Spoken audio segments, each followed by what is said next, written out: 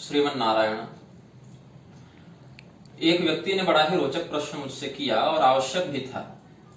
अयोध्या जी में रामभद्राचार्य जी ने भगवान श्री रामचंद्र जी को विष्णु से पृथक बताते हुए महाविष्णु शब्द का उन्होंने कुछ रामतापनीय स्मृति के अनुसार जो अर्थ किया है, उसके खंडन में वहीं पर उपस्थित स्वामी श्री राजनारायणाचार्य जी ने भगवान विष्णु और भगवान श्री रामचंद्र जी में ऐक्य का प्रतिपादन किया है। ये मैंने सुना था, लोगों ने मुझे भेजा था वो वीडियो, मैंने सुना भी और इस बात से मुझे बहुत प्रसन्नता हुई कि चलो अब समाज में जो मुख्य धारा के धर्माधिकारी गण हैं वे मुखर होकर स्पष्टतया सभाओं के मध्य इस प्रकार के भेदवादिनी बुद्धियों का खंडन कर रहे हैं। किंतु राजनारायणाचार्य जी महाराज के द्वारा एक जो वाक्य बोला गया वो मुझे बहुत अंदर तक चुभ गया और मैं बहुत निराश हुआ उनके इस उक्ति से, जिसमें उन्होंने कहा महाविष्णु कोई तत्व है ही नहीं, तत्व विष्णु है। अब जिस प्रश्नकर्ता ने मुझे ये वीडियो भेजा था उसने यह बोला कि उग्रं वीरं महाविष्णुं ज्वलंतं सर्वतोमुखं नृसिंहं भीषणं भद्रं मृत्यु मृत्यु नमाम्यहम्। ये उपनिषदों में भी है, ये पुराणों में भी है और ये तंत्रों में भी है, ये मंत्र मिलता है। तो महाविष्णु शब्द तो वेदों में भी है, महाविष्णु शब्द पुराणों में भी है, महाविष्णु शब्द तंत्रों में भी है। और राजनारायणाचार्य जी ने क्या कहा कि महाविष्णु कोई तत्व है ही नहीं। बाकी उन्होंने जो कहा सब साधु है, शास्त्रोचित है, उस बात पर मेरी कोई आपत्ति नहीं है। मेरी आपत्ति इस बात पर है कि महाविष्णु कोई तत्व है ही नहीं, इस प्रकार से स्पष्ट आप वैष्णव निषेध कर रहे हैं। तो प्रश्नकर्ता ने मुझसे कहा कि आप इस पर स्पष्टीकरण अपना दें, आप क्या मानते हैं, तो मैं यह वीडियो बना रहा हूं। अब महाविष्णु शब्द पर चर्चा से पूर्व मैं पहले रामभद्राचार्य जी की सेवा करूंगा, क्योंकि मैं बड़ा प्रेम करता हूं उनसे। अभी तो बहुत चल रहे हैं हम दोनों में, बहुत मधुर संबंध है। तो रामभद्राचार्य जी ने मंच से क्या कहा है, पुराणों को मैं प्रमाण मानता ही नहीं। अभी वीडियो भी मैंने लगाया, उन्होंने लिखित भी कहा है और मंच से भी कहा है। मैं श्रौत प्रमाण मानता हूं और श्रौत प्रमाण में राम तापनीय उपनिषद का उन्होंने बड़ी प्यारी श्रुति है कह के वर्णन किया है, महाविष्णु भगवान श्री रामचंद्र जी ने कह के।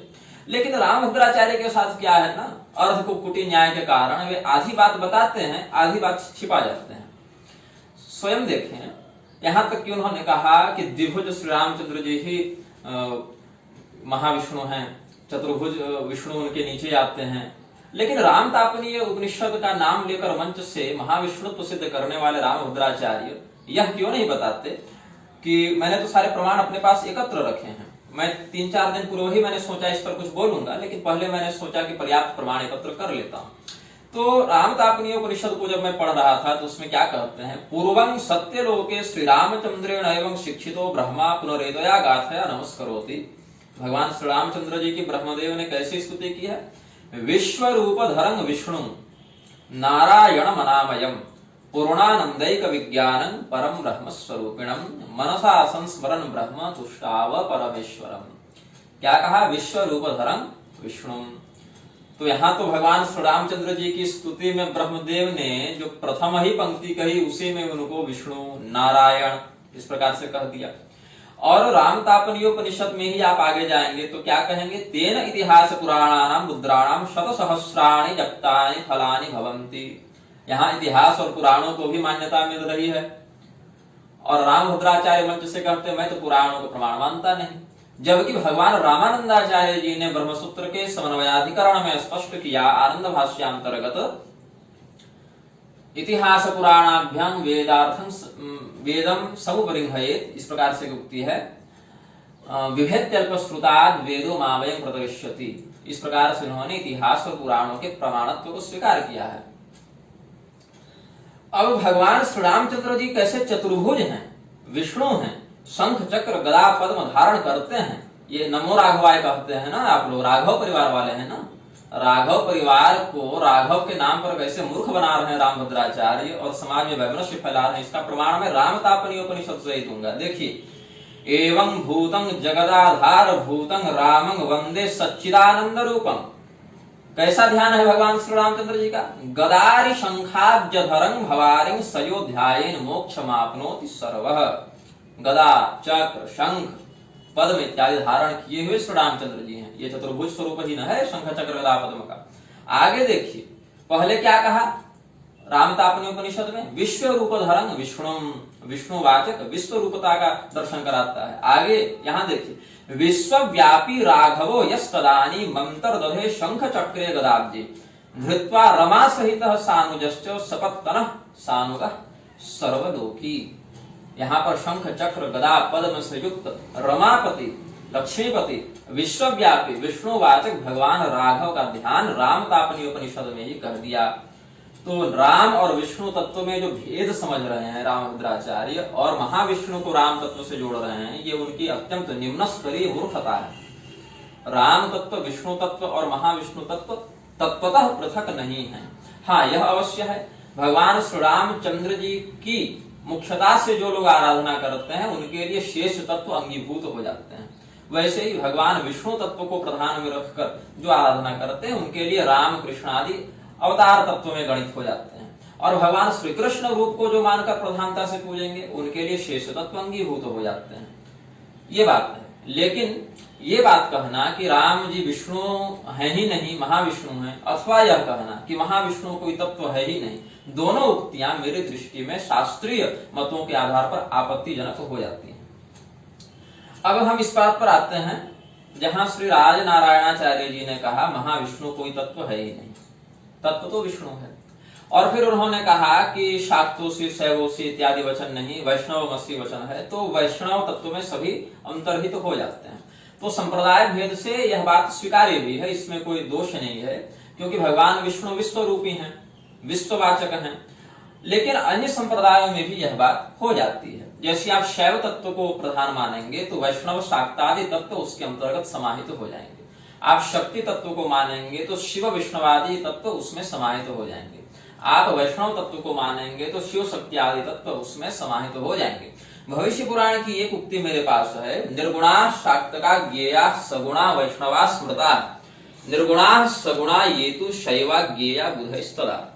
जो निर्गुण है वो शाक्त हैं और जो सगुणोपासक हैं वो वैष्णव हैं, और निर्गुण और सगुण दोनों का समन्वय यहाँ दिखता है वो शैव है, ऐसा बुद्धिमान जन कहते हैं। ये भविष्य पुराण की उक्ति है। तो यहाँ क्या हुआ, शैव तत्व की प्रधानता होने से वेद व्यास जी ने क्या बताया कि विष्णु तत्व और शाक्त तत्व शैव में सन्निहित हो गया। अब शाक्त मत में क्या कहते हैं, तस्मात् सर्वे द्विजा शाक्ता न शैवा न च वैष्णवा आदि शक्ति उपासन्ते गायत्री वेद मातरम।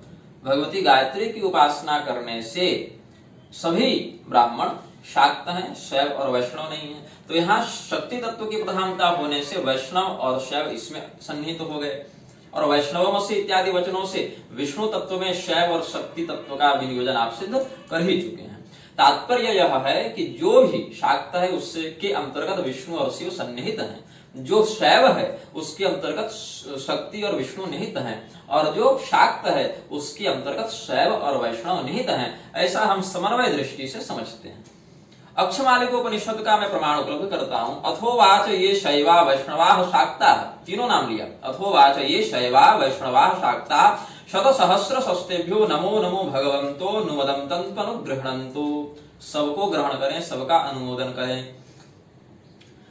अब हम इस बात पर आते हैं कि महाविष्णु शब्द है कि नहीं है। तो शास्त्रों में तो है, क्या वह प्रामाणिक है? तो प्रमाणभूत में हम क्या कहते हैं, षडामनाय तंत्र का वचन है निगमाद आगमो जाता अथवा निगमाद आगमा जाता। वेदों से आगम तत्व की रचना हुई है।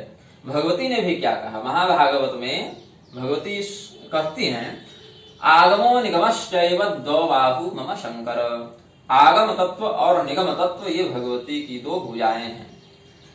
तो इन दोनों के समन्वय से और श्रुति सम्मत उपनिषद, श्रुति सम्मत उपनिषद तो खैर श्रुति ही है, श्रुति सम्मत सिद्धांत का प्रतिपादन करने वाले उपनिषद पुराण तंत्र आदि से भी मैं प्रमाण यहां देता हूं। सबसे पहले मैं आपको पद्म पुराण का प्रमाण दूंगा, जिसमें भगवान विष्णु को क्या कहा, भवान दैत्य कुलच्छेत्ता महाविष्णु सनातन भूतम भव्यं भवच्चैव जगत स्थान तरिष्णु च। पद्म पुराण के पाताल खंड के 8वें अध्याय में है। किसको कहा जा रहा है, भगवान श्री रामचंद्र जी को कहा जा रहा है।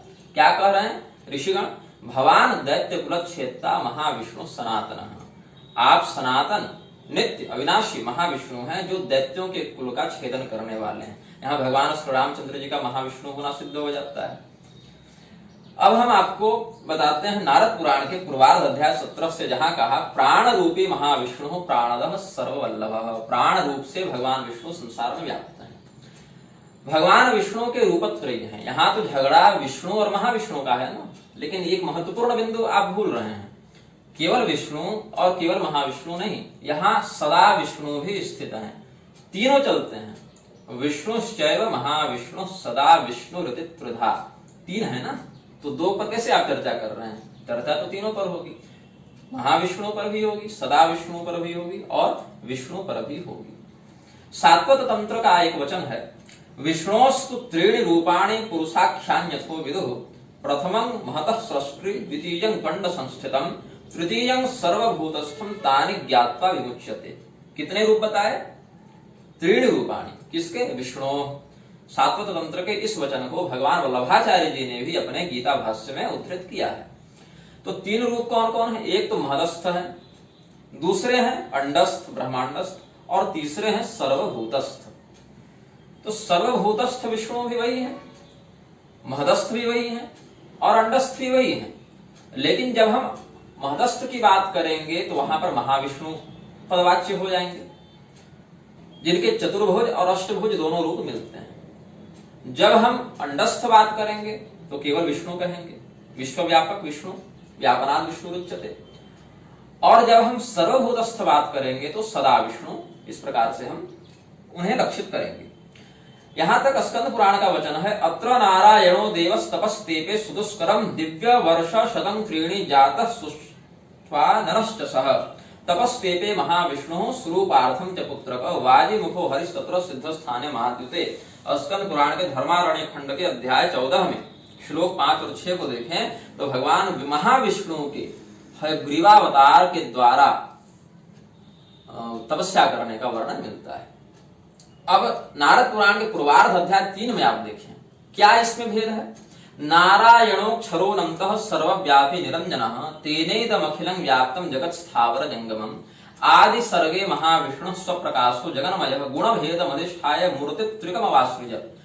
पूर्व काल में सृष्टि के प्रारंभ में भगवान महाविष्णु ने जो स्वयं प्रकाश हैं, वे तीनों गुणों के आश्रय से तीन स्वरूप बनाते हैं। कौन कौन? सृष्टि अर्थम तो पुरादेव दक्षिणांगात प्रजापतिम।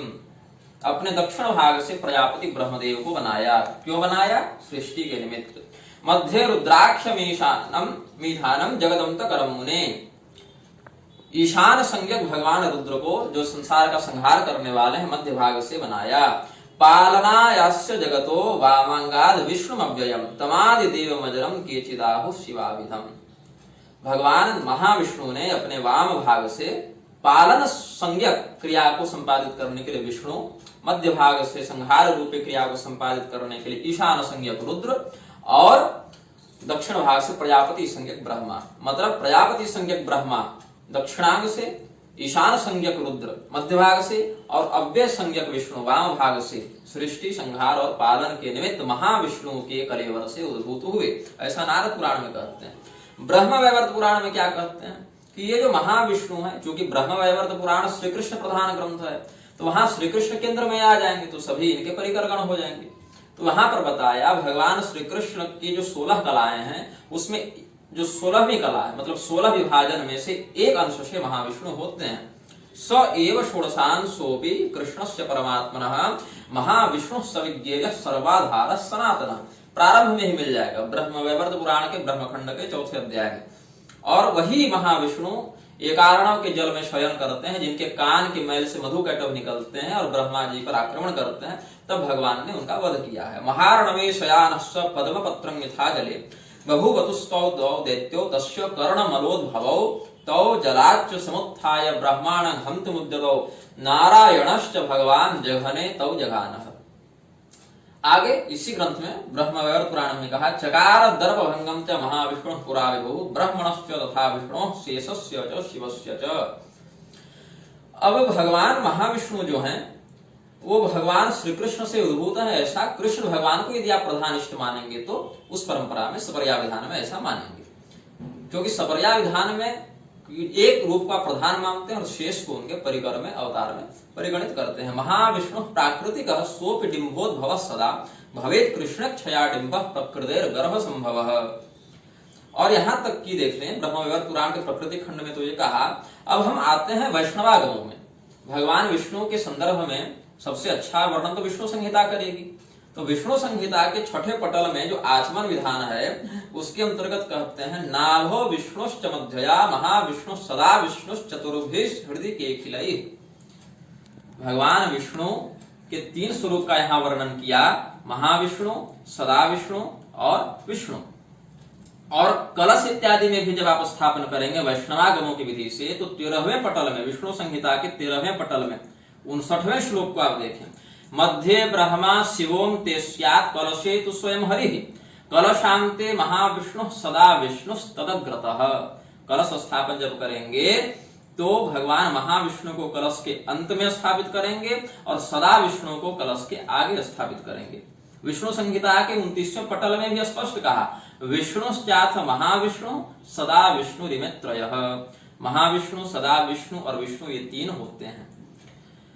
अब क्रियाखंड पद्म पुराण में कहते हैं सृष्टि राधव महाविष्णु शिशिक्षु सकलम जगत सृष्टा पाता च संहर्ता त्रिमूर्तिरभवत् स्वयं।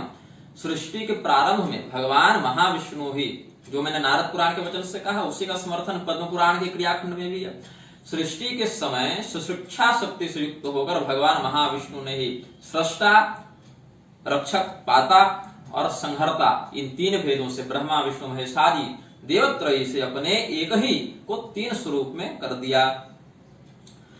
अब जितने अच्छा सनत कुमार संहिता की मैं बात करूं तो वहां पर बहुत से क्षुद्र विष्णुओं का वर्णन है। ब्राह्मण विष्णु, क्षत्रिय विष्णु, वैश्य विष्णु, शूद्र विष्णु, वर्ण शंकर विष्णु, मतलब जितने भी वर्ण जातियों में लोग थे सबों ने भगवान विष्णु के साथ अभिन्नता को, सायुज्यता को प्राप्त करके वैष्णवत्व को धारण कर लिया। सभी विष्णु ही हो गए।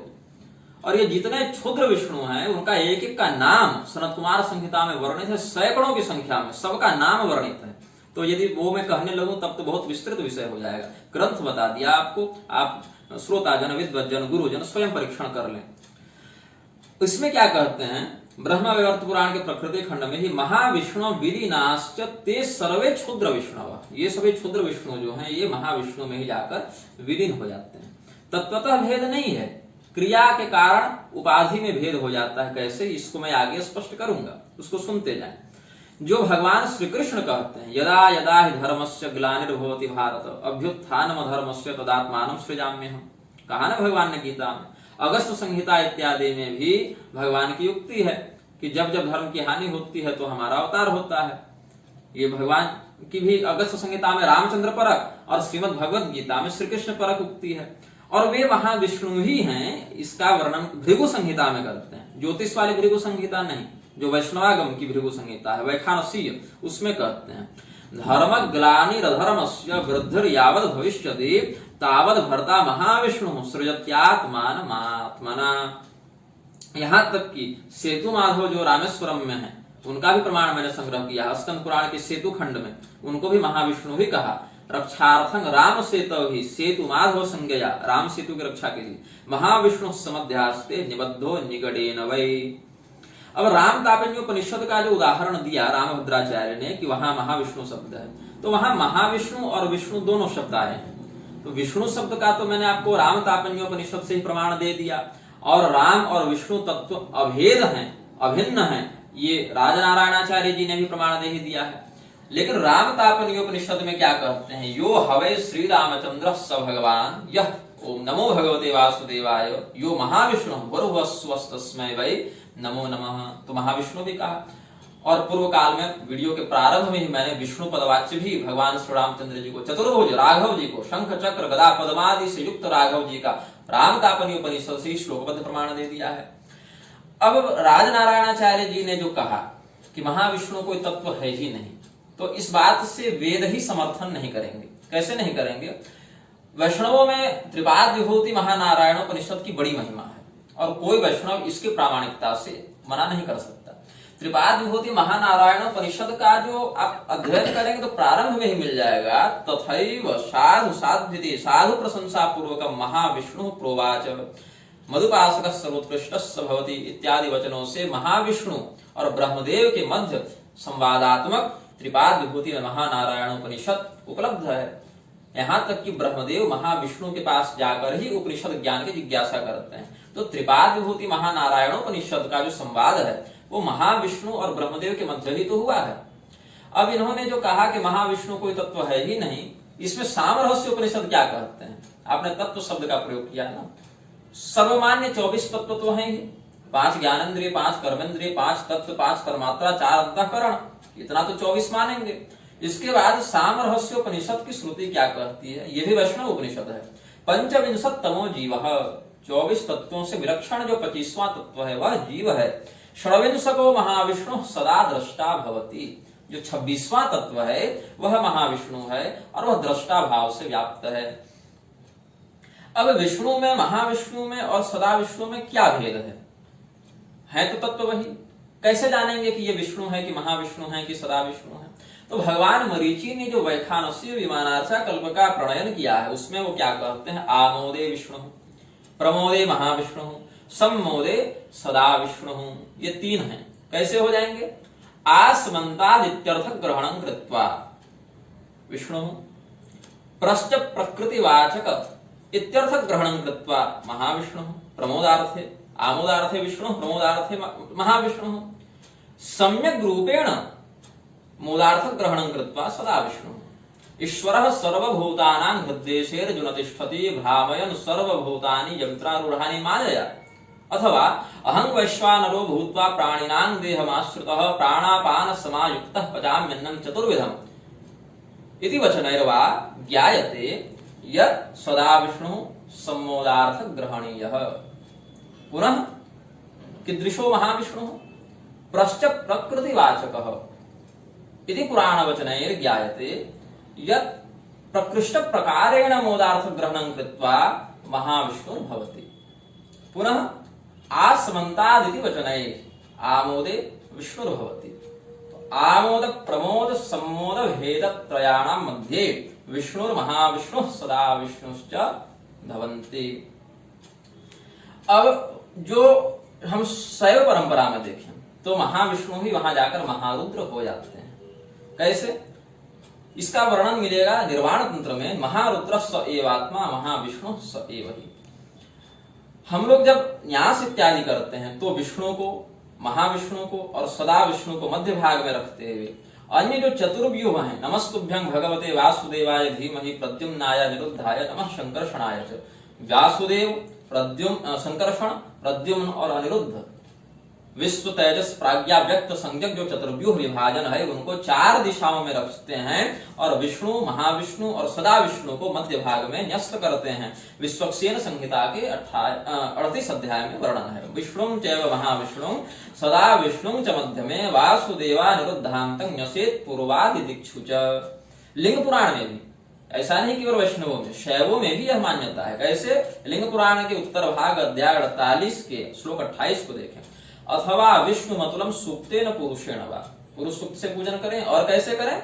विष्णु चैव महाविष्णु सदा विष्णु अनुक्रमात्। तो कहने का भाव है कि जब महदस्थ भगवान नारायण रहेंगे तो महाविष्णु संज्ञक हो जाएंगे, जब सर्वभूतस्थ हो जाएंगे तो वे सदा विष्णु कहलाएंगे। और ऐसे ही अंडस्थ व्यापनाद विष्णु रुच्यते, विषधातु प्रवेशनाथ के अर्थ से जब विश्व में प्रविष्ट होंगे उस स्थिति में वे विष्णु संज्ञक होंगे। विष्णु संहिता के 27वें पटल में भी सबके लिए अलग अलग न्यास और अलग अलग होम विधान है। तत्र विष्णु महाविष्णु सदा विष्णु च विन्यसेत् उल्लेखनादिकं कृत्वा संस्कृत्याग्निं च होमये। विष्णु के लिए, महाविष्णु के लिए और सदा विष्णु के लिए पृथक पृथक न्यास और पृथक पृथक आहुति विधान भी समुपलब्ध है। अब जो तांत्रिक वैष्णवागमीय भृगु संहिता है उसमें भी कहा नारसिंहं तपोनाथं महाविष्णु महाबलम भक्तवत्सलम इत्युक्त्वा नरसिंहं समाह्वये 13वें अध्याय के 71वें श्लोक में कहा। और सभी प्राणियों के हृदय में स्थित तत्व को भी कहीं कहीं महाविष्णु के रूप में परिलक्षित कहा गया है, क्योंकि जब महदस्थ है तो उसके अंतर्गत जितने भी ब्रह्मांड आएंगे और जो जीव जगत आएंगे उनमें भी तात्विक स्थिति तो हो ही जाएगी। जैसे सूर्य अपने प्रकाश के माध्यम से संपूर्ण विश्व को व्याप्त करके रखते हैं, वायु अपने गंध के माध्यम से और प्रवाह शक्ति के माध्यम से व्याप्त करते हैं, वैसे ही ये स्मरन्ति महाविष्णु सर्वभूत हृदय स्थितम ते मंतव्या महाविष्णु समरूपा रघुद्वः। जो व्यक्ति वासुदेव सर्वमिति के अनुसार यो मां पश्यति सर्वत्र सर्वं च मयि पश्यति इत्यादि वचनों के अनुसार सर्वत्र नारायण दर्शन करता है, वह स्वयं भी महाविष्णु सानिध्यवशात महाविष्णु ही जानना चाहिए। ऐसा भगवान श्री रामचंद्र जी के प्रति पद्म पुराण के पाताल खंड के 10वें अध्याय में वचन है। और वही भगवान परब्रह्म वैष्णव के लिए महाविष्णु, शैवों के लिए सदाशिव और शाक्तों के लिए शक्ति और सौरों के लिए सूर्य हो जाते हैं। ब्रह्म वैवर्त पुराण के श्री कृष्ण जन्म खंड में कहा वैष्णवानां महाविष्णु शैवानां च सदाशिवम शक्ति स्वरूपं शाक्तानां सौराणां सूर्य रूपिणम्। नृसिंहतापनीयोपनिषद में भी और पारमात्मिकोपनिषद के भी सप्तमोनुवाक में स्पष्ट कहा है। उग्रं वीरं महाविष्णु का जो मंत्र हमने बताया ज्वलंतं सर्वतोमुखम्, और इस मंत्र की विस्तृत व्याख्या हमने नृसिंह वृत्ति के आश्रय से अपने श्री सूक्तांतर्गत भाष्य में की है। त्रिपादिभूति महानारायण उपनिषद का हमने वर्णन किया आपके समक्ष, जहां पर भगवान ब्रह्मदेव ने महाविष्णु से ही प्रश्न किया है। सहस्र वर्षे तीव्र तीव्र तपसा प्रसन्नम भगवंतं महाविष्णु ब्रह्मा परिपृच्छति भगवान परम तत्व रहस्यम में ब्रूहीति। 1000 वर्ष तक ब्रह्मदेव ने तपस्या की है और महाविष्णु भगवान से पूछा है कि आप हमें परम तत्व का रहस्य बताएं। शिव पुराण में भी कहते हैं मूर्तिम कृत्वा महाविष्णु सदा विष्णु मथापिवा वैष्णवै पूजितो नित्यम मूर्ति त्रयमयासने। विष्णु, महाविष्णु और सदा विष्णु, इन 3 प्रकार से भगवान की 3 मूर्तियों की कल्पना करके आसनस्थ करके उनकी पूजा वैष्णव जन करें। ऐसा शिव पुराण की वायवीय संहिता के उत्तर भाग में वर्णन है।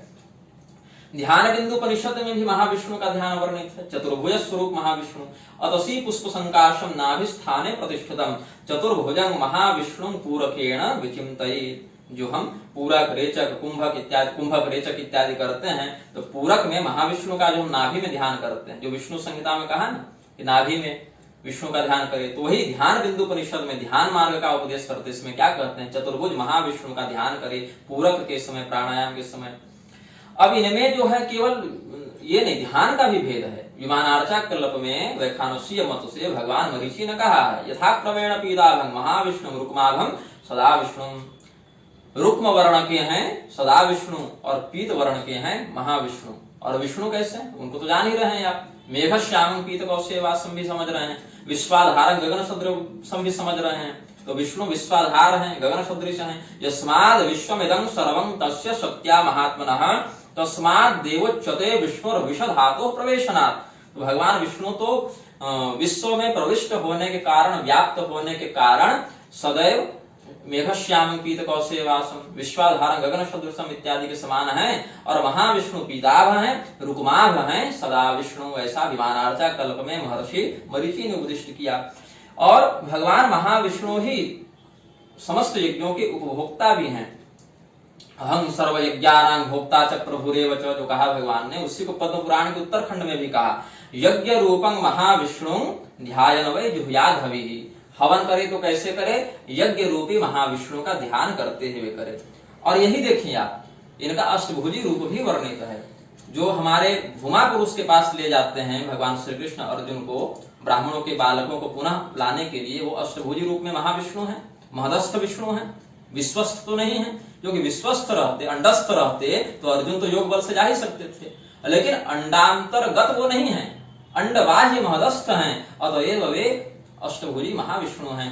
और यहाँ तक नारायण कवच के विधिष्ठाता वही हैं। पाशां दधानोष्ट गुणोष्ट बाहु कहा ना।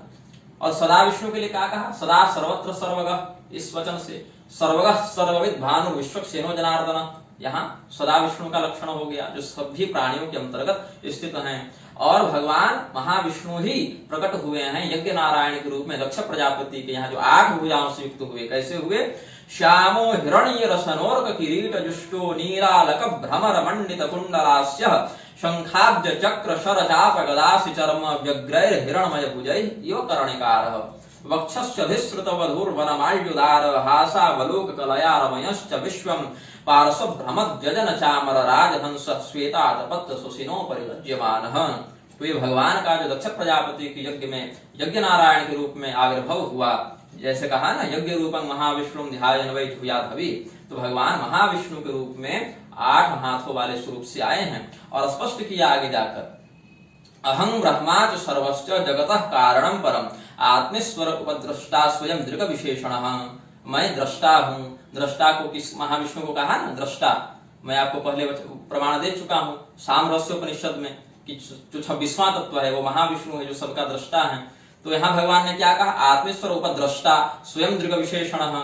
और यह भी कहा अहं ब्रह्मा जो सर्वश्च जगतः कारणं परम, जो मैंने आपको बताया कि भगवान महाविष्णु से ही त्रिदेवों का सृजन हुआ है। और यह भी कहा आत्म मायां समाविश्य सोहं गुणमयीं द्विज, सृजन रक्षण हरं, तीनों बताया, सृजन रक्षण हरं विश्वम दद्रे संज्ञाम क्रियोचिताम, जैसा कर्म मेरा उस समय प्रवृत्त हो जाता है उसी प्रकार की संज्ञा को मैं धारण करता हूँ। और आगे कहा जैसे व्यक्ति अपने ही शरीर के अंगों में भेद नहीं देखता, ऐक्य बुद्धि करता है, वैसे ही इनमें समझना चाहिए। त्रयाणाम एक भावानां यो न पश्यति वैभिदाम सर्वभूतात्मनां ब्रह्मन् स शान्तिमधिगच्छति।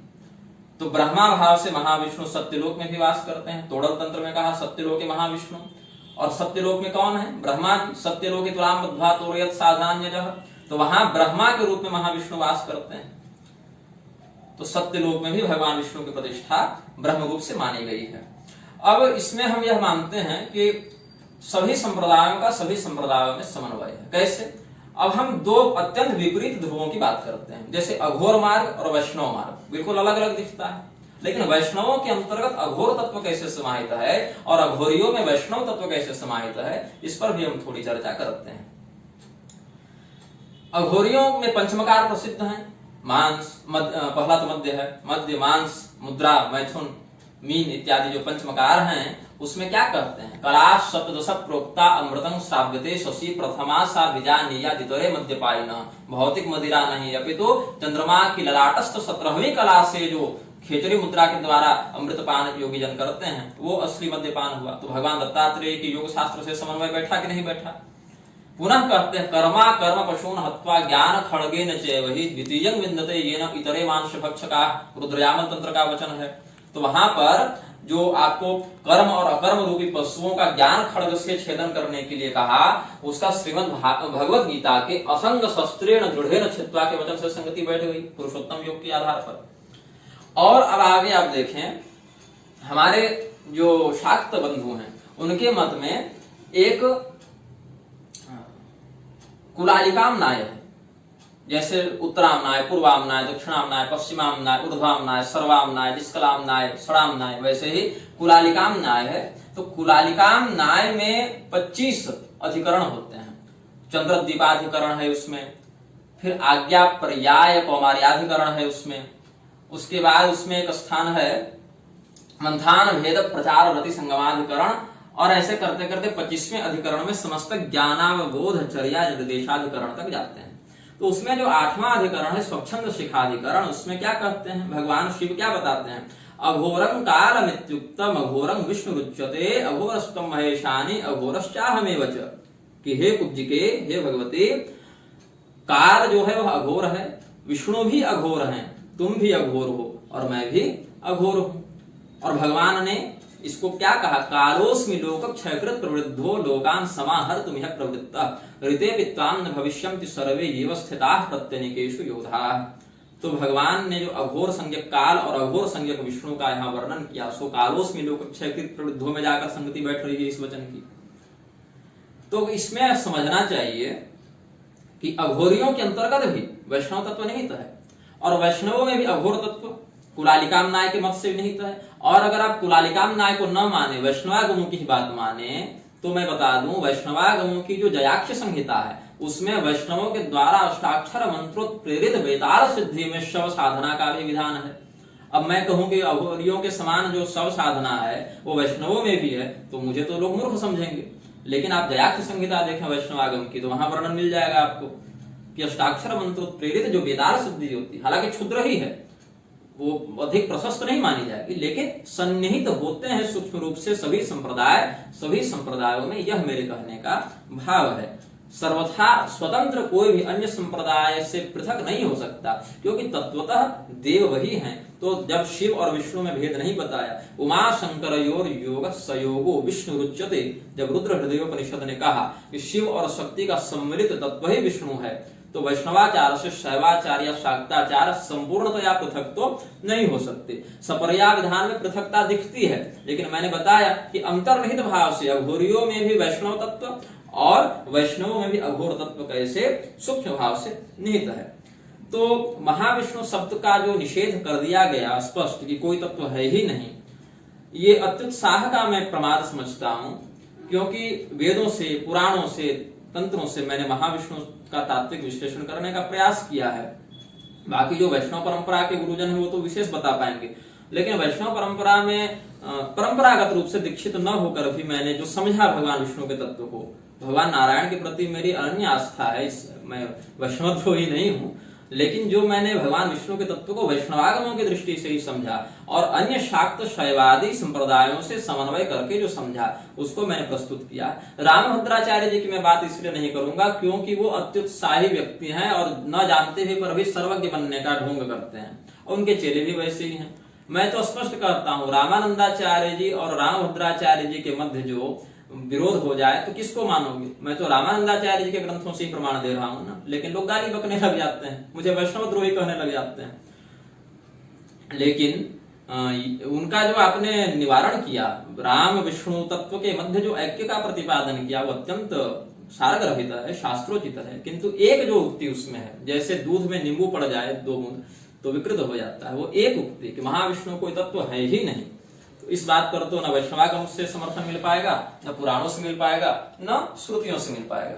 तो मैं आशा करता हूं कि भवितव्य वक्तव्यों में गुरुजन इस प्रकार का वक्तव्य देंगे तो फिर भ्रमित हो जाएगा समाज, इसीलिए ऐसे वक्तव्य न दें कि समाज भ्रमित हो जाए।